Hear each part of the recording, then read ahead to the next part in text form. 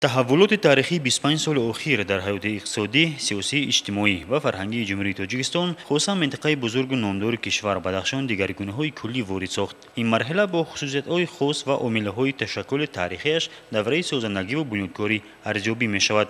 ولایت مختار کوهستان بدخشان چون دیگر منطقه‌های کشور با دستور هدایت‌های به‌واسطه سرور دولت دستگیری امروزه حکومت جمهوری تاجیکستان با سرعت رشد می‌یابد.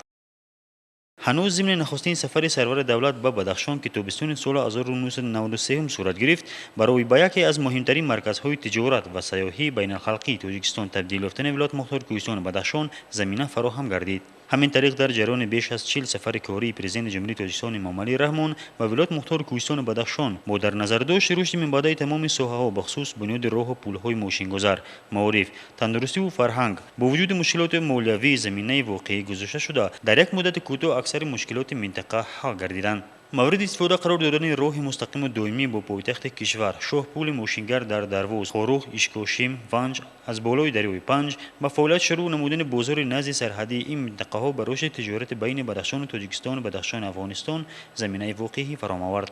باعث قید است که در 10 سال عملی سازی برنامه‌های نقشه‌ای رشد نشان دهنده‌های اساسی پررو و برزیات تامین گردیده در این دوره حجم استحصالات محصولات کشاورزی 3 مرتبه، مسافرکشانی 12 مرتبه، بارکشانی 29%، گردش مالی چکنه 30% و خدمت رسانی پولکی 10% نسبت به نشانه‌های پیش بینی شده افزایش یافت. حجم مبلغ گذاری جذب همه منبع‌های سرمایه‌گذاری برای انشاءات‌های اساسی ولایت طی 15 سال اخیر 1646.4 میلیون سومانی زیاد شده از 11.8 میلیون سومانی سال 2000 تا به 248.9 میلیون سومانی در سال 2015 رسیده است. سال 2016 هم از حساب بودجت دولتی برای بنیاد و برقرارسازی انشاءات‌های ساخته شونده ولایت 75.9 میلیون سومانی مبلغ پیش بینی گردیده است که این 10.6% از مبلغ‌های پیش بینی شده سال 2015 هم زیاد است.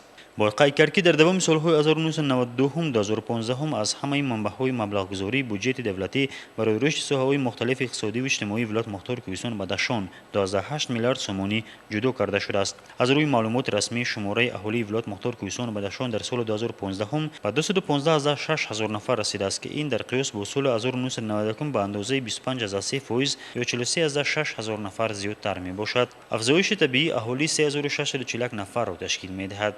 در این دوره شماره ذخیره‌های مهنتی به 127 هزار نفر و شماره اهالی از جهت اقتصادی فعال باشد از 61 تا به 87 هزار رسیده است که این مناسبتاً 59 و 40.5% شماره عمومی اهالی را تشکیل می‌دهد. ولایت مختار کوهستان بدخشان در دوران استقلالات و پیشروی‌های بزرگ رشد ساحه صنعت نوین گردید. در این دوره کارخانه‌های نو دارای تکنولوژی زمانوی تأسیس داده شده، اقتدارهای نوی استحصالی به کار انداخته شد. حالا در ولایت 48 کارخانه و 62 سیخ خرد صنعتی فعالیت دارد. بنیاد کارخانه و کارگاه‌ها و بالاروی حجم محصولات صنعتی مساعدت نموده.